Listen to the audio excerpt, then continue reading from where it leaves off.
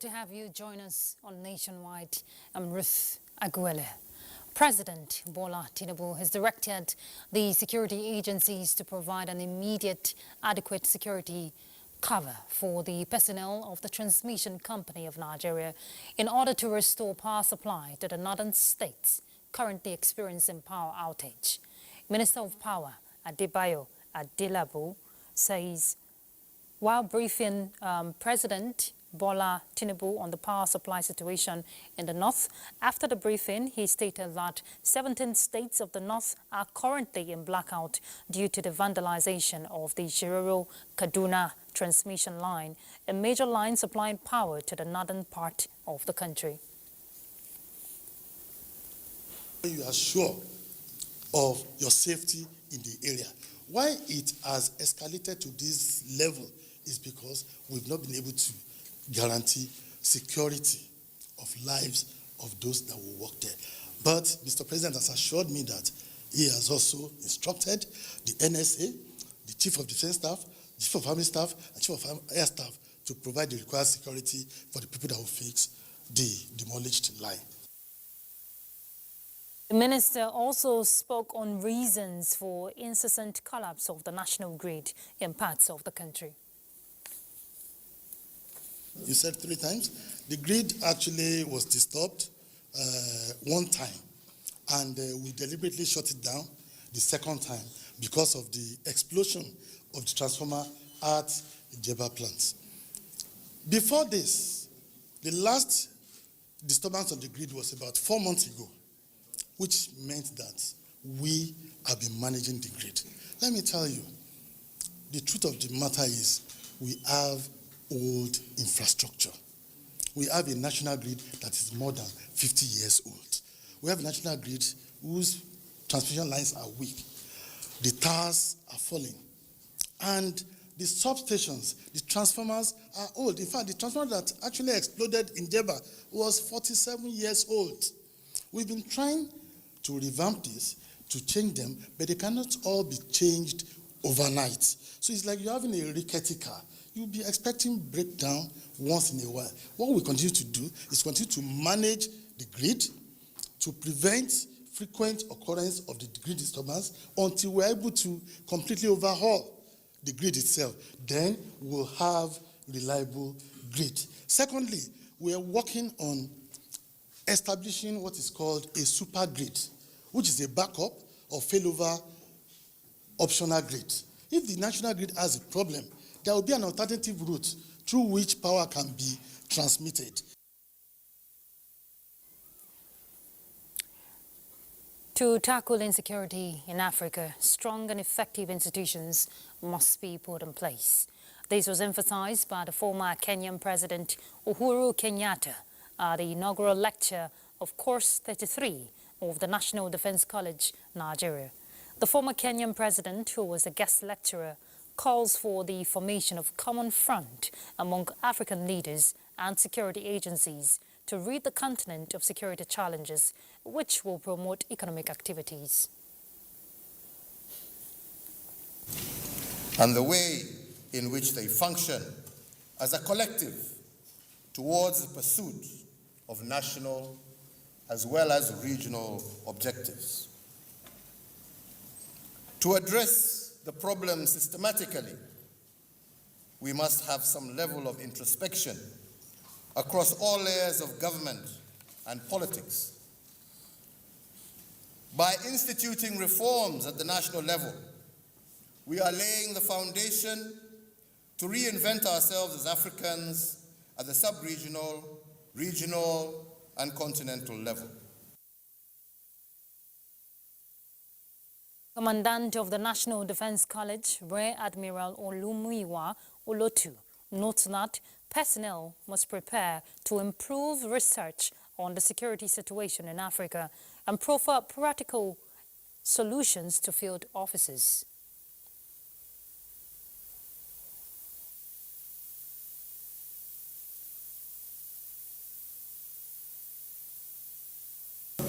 The inaugural lecture is organized to launch the participants into the course and to prepare them for the scholarly activities in line with the mission of this college. Senior personnel from Nigerian Armed Forces, Police Force and 23 from foreign countries attended the course. Still on security issues, the Office of the National Security Advisor has convened a meeting of stakeholders to strengthen the country's ability to protect its digital infrastructure from emerging threats. Defense correspondent Ismail Musa reports that the application of digital technology has heightened the vulnerability of digital assets in the country. Digital infrastructure faces a range of cyber threats and attacks. Aside from threats to private computers and mobile devices, telecommunication and banking networks are also subjects of large-scale attacks. We have strengthened our resolve to effectively confront these threats. This workshop provides the platform for us to jointly develop the roadmap for the implementation of the initiatives spelled out in the executive order. In 2023, more than 14 billion naira was lost to breaches to digital infrastructure. These are only figures reported to the NCC. These figures illustrate not only a direct financial burden, but also an extensive impact on our services, economy, and national security. In addition to bolstering cyber resilience, the forum is focused on strengthening stakeholders' ability to physically protect critical infrastructure. The armed forces are committed to take the challenge and work with the Office of the National Security Advisor on whatever resolution is being reached and whatever strategies have been developed. It is Mr. President's strategy, policy, and determination to improve the power sector, because that's what all these things sit on. When a critical information infrastructure is being cut off, you cannot talk to anybody, you cannot even book your flight, you cannot travel, you cannot do anything. So that is how bad it will be if these things happens. The expectation is to work together, whole of government and whole of society approach. It is all of us here together that can deal with it. The bulk of efforts is on protecting 13 critical national infrastructure. Just like the popular saying, security is everyone's business. This platform stressed the need for collective responsibility towards the protection of critical government infrastructure and information, and also the adoption of a whole of a society approach. In Abuja, Ismail Musa, NTA News. Well, have you ever received an urgent appeal from a friend, maybe a colleague or relation for financial help online? Well, it may sound genuine, but verifying might save you from falling victim to cyber criminals. Tackling cyber crimes in Nigeria, guest on NTA's Good Morning Nigeria insists requires diversified awareness creation. Lydia Sampson will tell us more.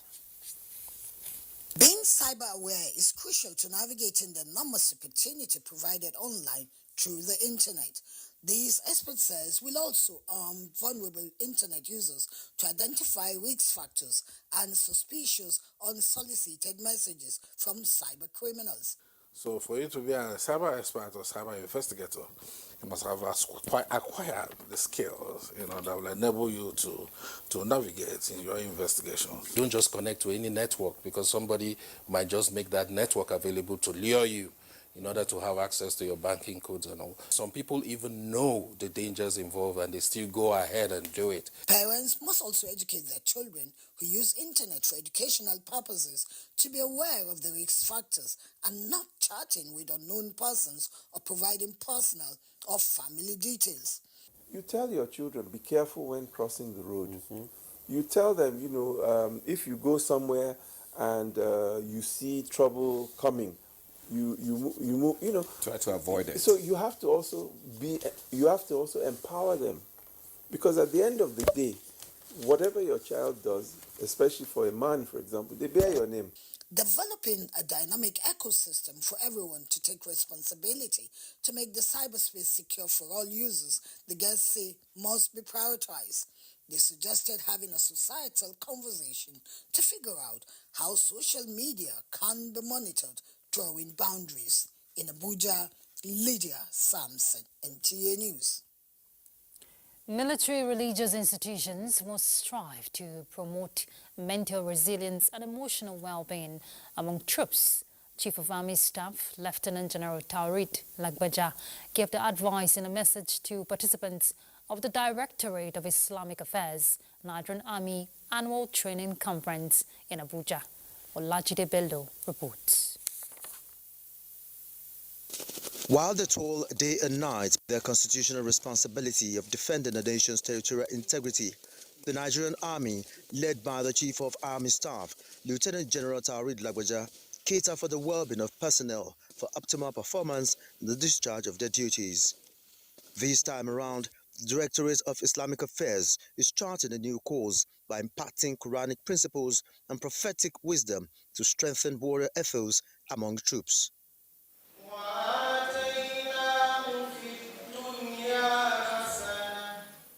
The position of spiritual leaders and advisors in the Nigerian Army cannot be overstressed given the enormous challenges of uplifting the morale of troops. This reinforces the need for us all to be better prepared with new ideas to effectively analyze information in support of combat troops, a role in which Imam play a crucial part. By providing moral guidance, emotional support, and fostering resilience, the Directorate of Islamic Affairs, in conjunction with Nigerian Army School of Islamic Affairs, have been up and doing in this effort, in line with world best practices.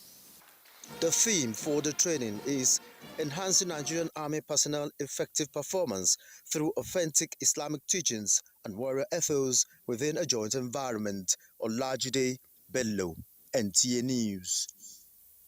In other news, the United Nations Development Programme has handed over rehabilitated police station and barracks to the Yobe State Police Command. The newly refurbished facilities are to enhance the capacity of police personnel to effectively combat crime in the state. Yunusa Suleiman reports. This station had previously suffered series of attacks by Boko Haram insurgents, something which made it difficult for officers and men of the formation to operate effectively. However, the facility is now wearing a new look after it has been refurbished by the United Nations Development Programme under its Regional Stabilization Fund, showcasing the commitment of Nigeria and the UN agency. Another facility refurbished and furnished by the UNDP is the police barracks, located within the station, aims at providing secure and comfortable accommodation for police operatives serving in the area. However, it is built. Maintenance is very key, especially for the usage of this particular dormitory. Without security, there will be no meaningful development. As such, it is duty bound on all of us to make sure, especially the police who are the major beneficiary of this infrastructure, to stand firmly and defend this edifice so that we can be able to make progress. The team of UNDP also inspected newly rehabilitated and equipped Skills Acquisition Center in Buniadi, where young people are being trained in various skills such as carpentry, fabrication, tailoring, knitting, and charcoal briquette production, among others.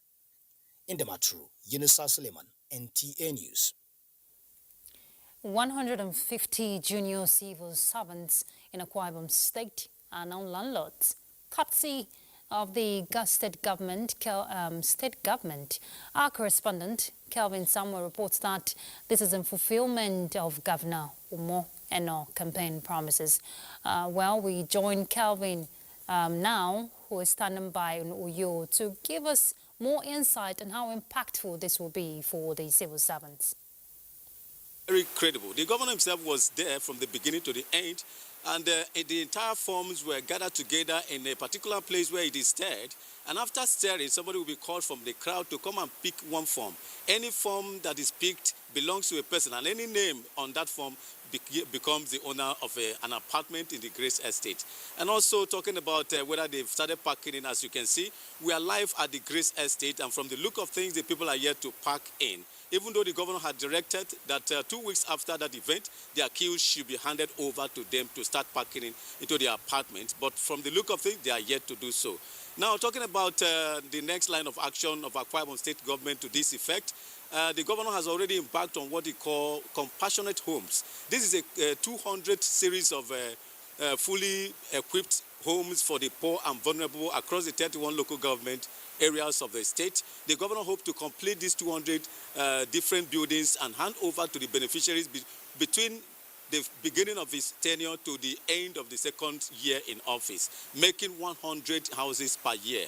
And so far, 35 of them have been completed and handed over, while 155 of others are ongoing as we speak. That is it from this end. Thank you so much for having me. Thank you so much, Kelvin, for that update. Quite commendable, we will say, for the state government.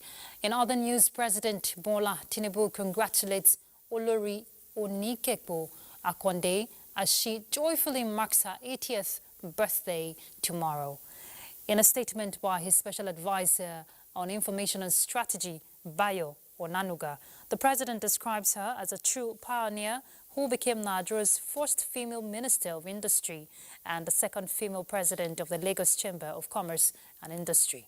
Celebrating her contributions to the nation's public and private sectors, he prayed for many more years of health and wealth for the devoted wife of Oba Adebayo Akonde.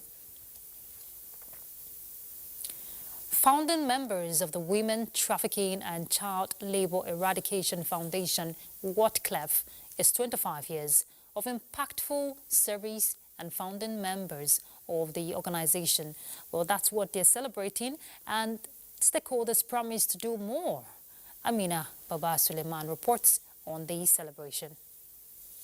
In the year 1999, WATCLEF observers are in the view that the foundation has achieved a significant milestone since its establishment 25 years ago. It is the effort of the founding fathers that brought about NAPTIP with the passage of its anti-trafficking bill by the National Assembly, which was signed into law by the former President Olusegun Obasanjo in the year 2003. Her unwavering dedication to combating human trafficking and child labor has changed countless lives. She did not merely witness the suffering of women and children, she took decisive action to lead the charge for change. To felicitate with those who have benefited from saving them from trafficking, human trafficking, saving them from child labor. It was a blot on Nigeria.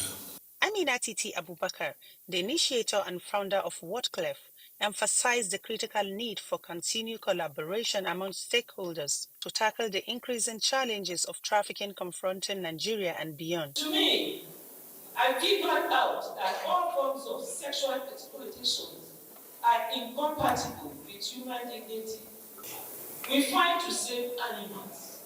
We fight to preserve our environment.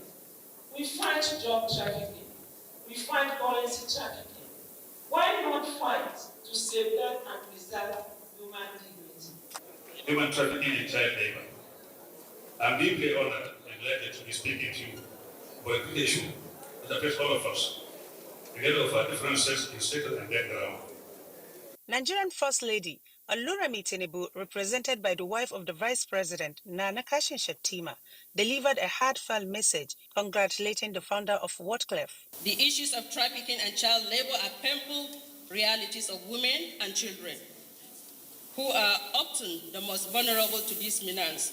They called upon all citizens to join the movement to eradicate trafficking and protect the rights of vulnerable population. Amina Baba Suleiman, NTA News. From the judiciary scene, Chief Justice of Nigeria, Justice Kudirat Kekereekun, has urged judicial officers to reject actions that could tarnish the image of the judiciary.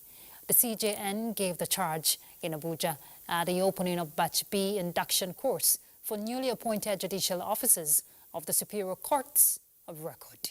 Chukunonso Nwambweze reports.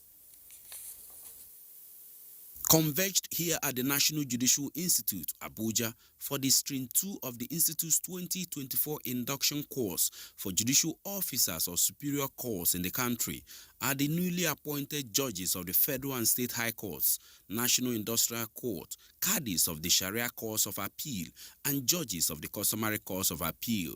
The judiciary serves as the backbone of democracy. The Chief Justice of Nigeria, Justice Kudirat Kekereekun, while warning judicial officers regarding the indiscriminate granting of ex parte orders, charged the participants to execute their duties with unwavering integrity and dedication in order to reinforce public confidence in the nation's justice system. Judicial discretion in the issuance of remand orders must be exercised with careful consideration of the particular circumstances of the case.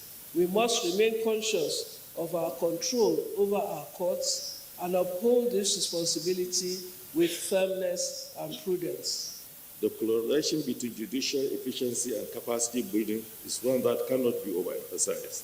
Hence, following this all-important induction course, we look forward to receiving and recording the participation of your lordship at various training programs tailored to build their capacity in various areas of law and to equally enhance your functionality.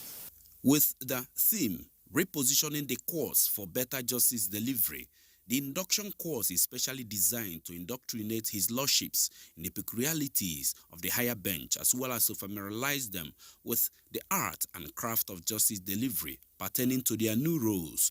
Chukunonso Nwabweze, NTA News. In Akure now, we're hearing national and south-west leaders of the All Progressives Congress are in Akure, the Ondo State capital, for the inauguration of the party's National Campaign Council for the November 16 governorship election in the state. We join our correspondent now, Paul, who is standing by to give us more insight as they count down the state, talking about the state counts down to the November 16 election.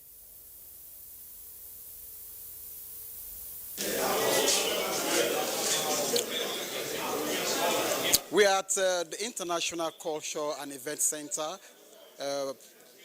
known as the Dome here in Akure, Ondo State, where the leadership of the All Progressive Congress is inaugurating the campaign committee for this election.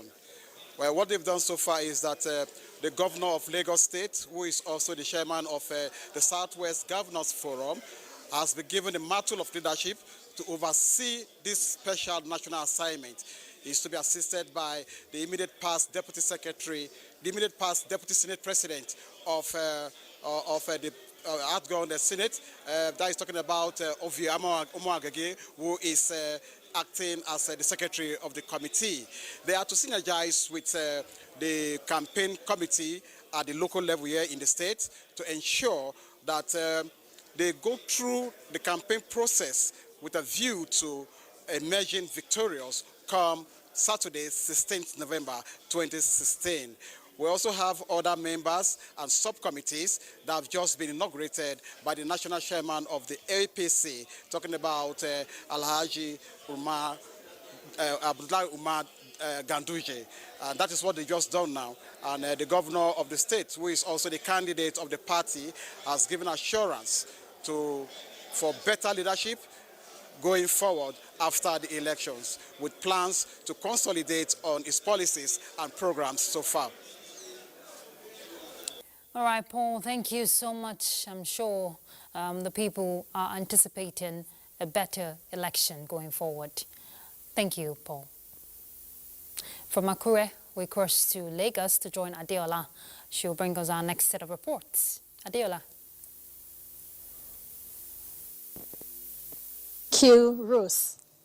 Lagos State House of Assembly has reiterated commitment to ensuring compliance with the Supreme Court judgment on local government autonomy as the third tier of government in the state. This came to the fore at a second public hearing on a bill for a law to provide for local government system, establishment and administration, and to consolidate all laws on local government in Lagos. Musa Toliat completes the report. Speaker, Lagos House of Assembly, Right Honorable Mudashiru Obasa, who was represented by the deputy, said the gathering is meant to give assurance that the bill is not targeted at abolishing the existing 37 local council development areas in the state. It's public hearing. Nobody's killing the LCDA. We have come to say, okay, this is the Supreme Court judgment. How do we go about it? The proposed bill is to provide the much-needed legal framework aimed at ensuring that our local government provides an efficient and effective service delivery. An overview of the bill was necessary to set the tone for contributions from stakeholders and other participants. It's not clear who appoints the LCDA chairman. It needs to be clear. Just give them their resources. Let them go and implement their resources. Let their councillors hold them accountable. Let their people hold them accountable. A session on interpretation of the Supreme Court judgment as regards local government autonomy and grey areas in the Local Government Administration Bill 2024 was accommodated. The import of the Supreme Court decision is simple. The state, the governor cannot do anything as regards their responsibilities and their duties. And it is said in that judgment, we look at it, that even if they misbehave, it is their council that can discipline them and the people that have elected them. Past principal officers of Lagos House of Assembly also made contributions. Stakeholders appealed to the Lagos legislators to lobby National Assembly members from the state so that the existing 37 LCDAs can be captured and recognized in the Constitution. In Lagos, Musa Toliat, NTA News. The federal government is set to enroll 10 million out-of-school children back to the classrooms and reforming the Almajiri educational system within the next 4 years. These steps are expected to also avail the children the opportunity to acquire vocational skills for self-reliance. Executive Secretary of the National Commission for Almajiri and Out-of-School Children Education, Mohammed Sani Idris, stated this during a Katza visit to the Oba of Lagos, His Royal Majesty Oba Rilwan Akiolu. Amaka Obo has the report. The National Commission for Almajiri and Out-of-School Children Education was created by an Act of Parliament in 2023 to address the dangers faced by out-of-school children who sometimes are recruited into banditry, a threat to national security. This unresolved challenge has brought about a nationwide campaign by the leadership of the Commission in collaboration with opinion leaders across the country. The Commission visited the Oba of Lagos, His Royal Majesty Oba Rilwan Akiolu, to solicit the support of a royal father in achieving the President's agenda in reducing the number of out-of-school children to the barest minimum. All able and willing leaders and traditional rulers in this country to set up a committee with the National Orientation Agency to first of all go around and lecture on the goodies we derive from these things we want to do. We are encouraged by his words. This has got to show us that Nigerians have serious concern about the issue of Almajiri and out-of-school children, and that everybody is passionate about this problem. The National Commission for Almajiri and Out-of-School Children Education in Nigeria seeks to ensure that children from all parts of the country have access to quality education. In Lagos, Amaka O, NTA News. We're done from Lagos for now. Nationwide will continue in our Sokoto Network Center when we return from this break.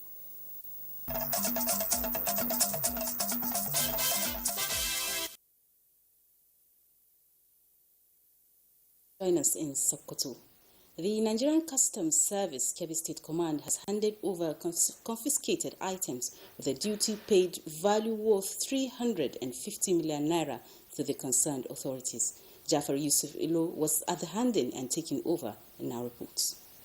Items handed over includes 180 donkey skin, 262 kegs of premium motor spirit PMS, 267 bales of second-hand clothing, 74 cartons of medicament, 2 jerrycans of oxidized acid, 850 kg bags of foreign parboiled rice.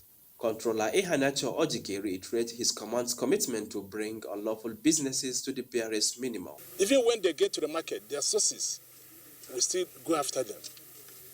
So there's no way we will allow them to rest. And that is why we're in the business of hunting them down of anti-smuggling.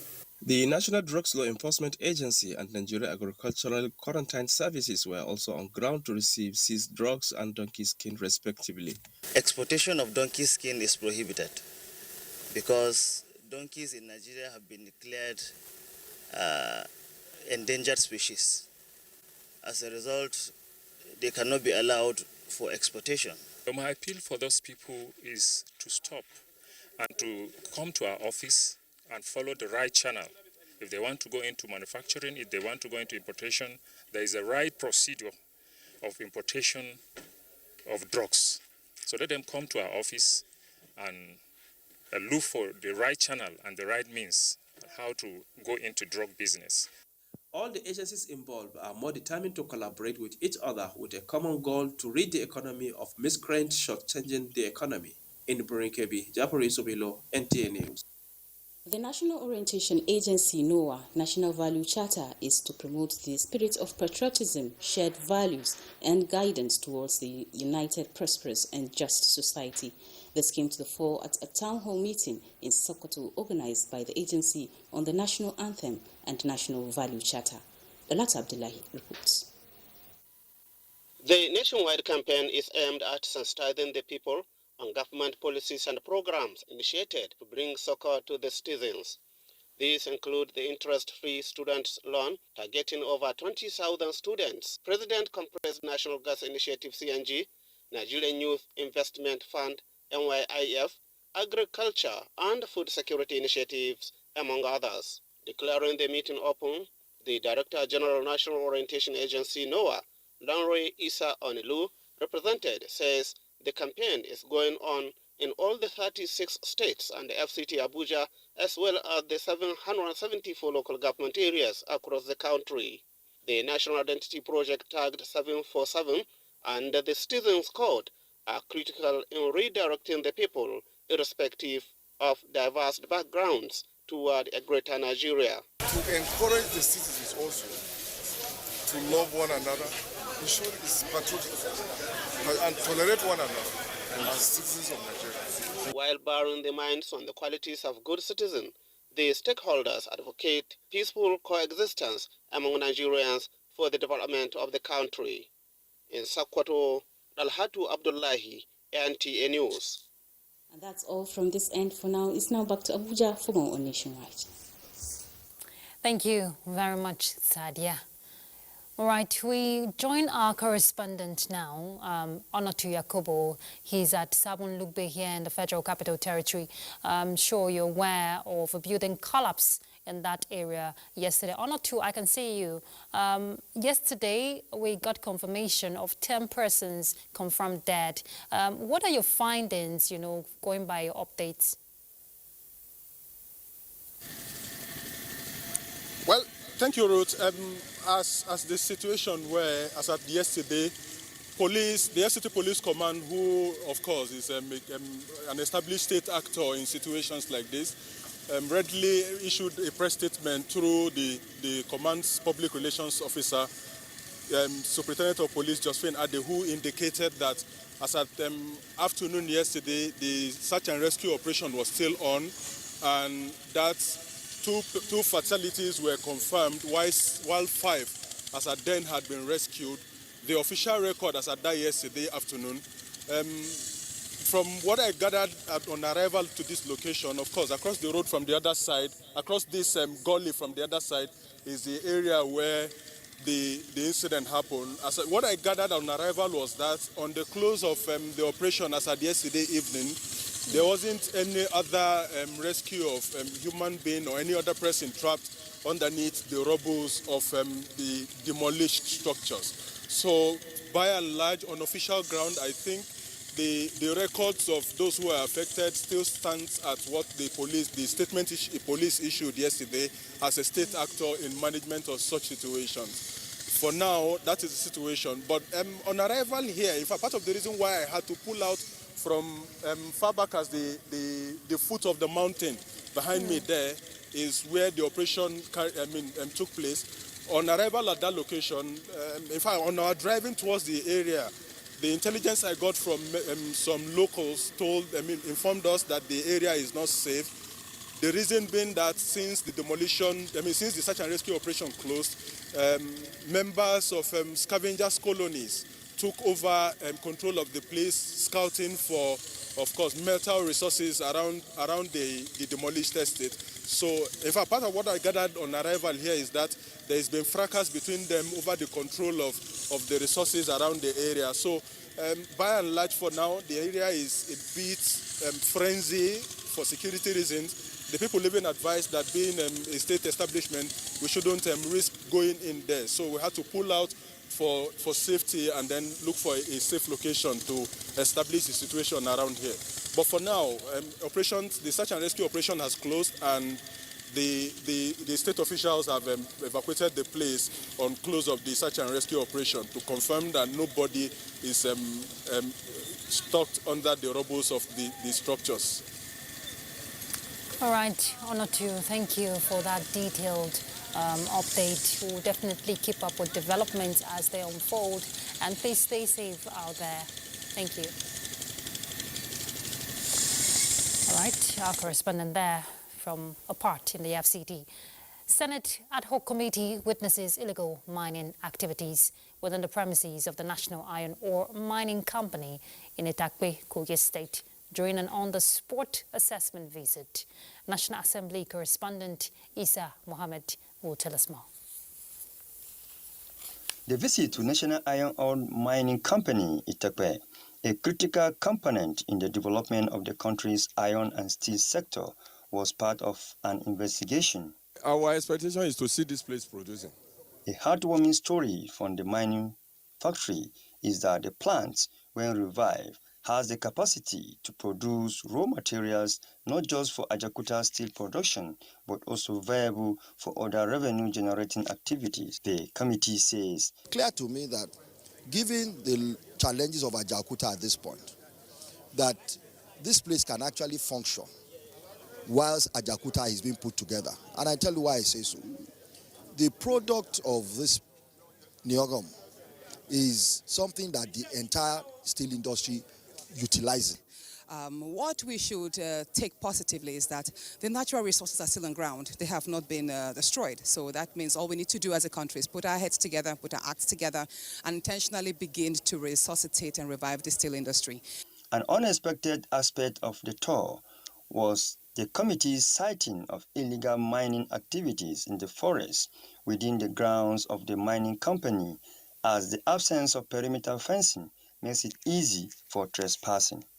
The National Iron Ore Mining Company, Itakpe, the plant has the nominal capacity at 2.15 million tons per year. From the National Iron Ore Mining Company, Itakpe, in Kogi State, Isa Muhammad, NTA News. Ibadan is our next stop as we join Kemi for some more reports. Thank you, Ruth, and welcome to Ibadan. Ogun State Governor Dapo Abiodun is reaffirming the commitment of the state government to hosting the 2024 National Sport Festival that will be a reference point in the history of the festival in 2025. This was during an inspection tour of construction projects on some facilities in Abeokuta. Lekon Agbode reports. As the clocks tick towards the January 2025 takeoff date of the National Sports Festival to be hosted by Ogun State, the state government has expressed commitment to a successful outing, as many of the outdoors and indoor sports facilities to be used during the festival are currently undergoing transformation. Governor Dapo Abiodun inspected the Olympic-sized swimming pool, practicing pool, handball and tennis courts under construction, and the main bowl where the tartan tracks and the football pitch have been removed for total renovation. The governor and his entourage, who also inspected the Ijeja Sports Complex, promised that the facilities therein will be turned to a state-of-the-art for a glorious festival, expressed satisfaction with the level of work done so far. The surface is being prepared in readiness for concrete work and then the eventual laying of the turf. The track itself has been totally removed. The drains have been opened. They're going to ensure that the pitch canvas enough so that when it rains, it drains into the drain to avoid what has happened in the past. The track is also being gotten ready. I'm very satisfied with the level of professionalism that's been demonstrated by the contractors. Governor Abiodun says his administration is fully aware of the importance of sports towards empowerment of youth and overall development of the state. Notes that adequate attention will be given to sports development in the state. In Abeokuta, Lekan Agbonde, NTA News.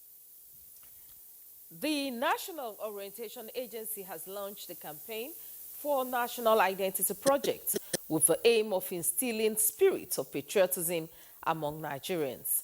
The NOA Director General, Larry Isaonilu, launched the campaign at a town hall stakeholders meeting held in Ibadan. Ayomiku Ajibola has the reports.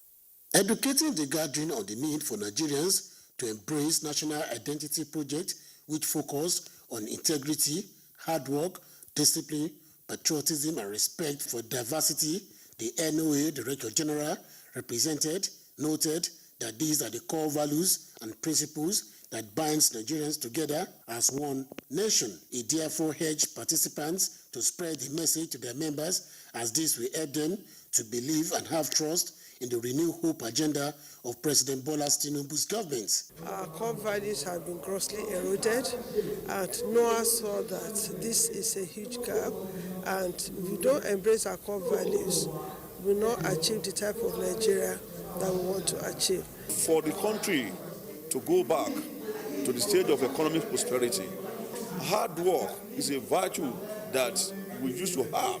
It must come back. Participants are optimistic that the event is on the track to achieve its target, while urging NOA not to relent on its sensitization program.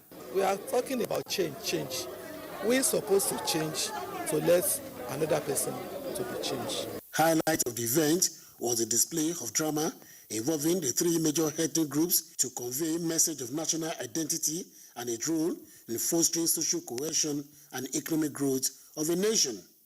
In Ibadan, Ayomiku Ajibola, NTA News. And that's it from Ibadan. Nationwide will continue with Abubakar in Maiduguri after this timeout. Do stay with us.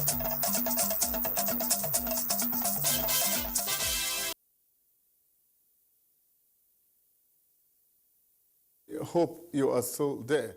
We have more reports for you as Nationwide now continues in Maiduguri. In commemoration of World Polio Day, UNICEF and partners have joined forces with Borno State Health Sector to raise awareness about polio eradication. Despite ongoing efforts, Nigeria still grapples with a growing number of unvaccinated children, leading to outbreaks and deaths among children under 5. Pauline Kujevana completes the story.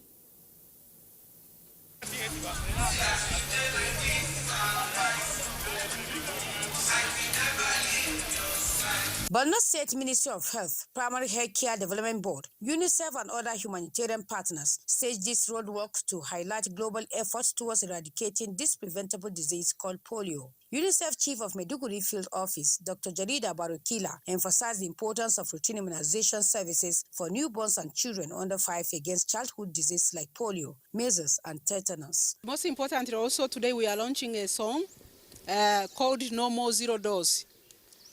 Zero dose are regarded as children who have not received some form of routine immunization. While Borno State government is set to ensuring policy support and implementation of polio programs, key partners like UNICEF pledge to providing critical support and guidance, while WHO to offering technical expertise and global coordination, with Rotary Club International to mobilizing resources and community engagement. The commemoration of the Polio Day shows critical role of vaccination in preventing polio and celebrate progress made towards its elimination, given the fact that if a child is not immunized, the chance of death and damage is very high. In Maiduguri, Pauline Kujevana, NTA News.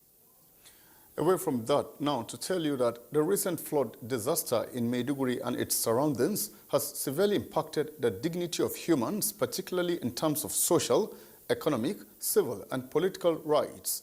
This harsh reality was highlighted during a one-day engagement with stakeholders in Borno State organized by the National Human Rights Commission, NHRC. Here again is Pauline Kujevana with the rest of the story. The workshop, part of National Human Rights Commission's Tripartite Partnership Support Mission in Nigeria, brought together participants from the media, religious and community leaders, as well as human rights partners, to be empowered with the best approaches to disaster response and human rights situations. Executive Secretary Tony Ojukwu, represented by Hilary Ogbonna, emphasized the importance of human rights-based approach in disaster management, using the recent flood disaster as a case study. The principles of transparency, the principles of dignity and gender equality, to ensure that the most impacted and the most vulnerable people in the society, including women and children, persons with disabilities, persons who are already facing vulnerabilities as a result of the conflict. We hope that the state government will prioritize these people. Obioha Ben Okoro, Chief Legal Officer of NHRC, focus on best practices in community-based human rights protection during disaster and emergencies, drawing lessons from the community-based interventions in Borno, while the state coordinator Jumai Michelia provided an overview of human rights in the state. The workshop sparked responses and discussions among participants on the way forward, with a pledge to monitor and prevent human rights violations and excesses, particularly crucial amidst the ongoing distribution of food and flood relief funds to affected victims. By prioritizing human rights, the NHRC and stakeholders aim to restore dignity and ensure the well-being of those impacted by the flood disaster. In Maiduguri, Pauline Kujevana, NTA News. It's now time to return to NTA's Ruth in Abuja. Thank you, Abubakar. The federal government has expressed satisfaction with responses of some state governments who have announced their new minimum wage following the declaration by the federal government. Secretary to the government of the Federation, George Akume, who was in the State House to discuss state affairs with President Bola Tinubu, was a significant member of the Tripartite Committee on the National Minimum Wage. While reiterating federal government's commitment to the new pay benchmark, the SGF urges the sub-nationals to ensure implementation. And we're done with Nationwide. Thank you for your company. Do have a lovely evening. I'm Ruth Aguele. Bye.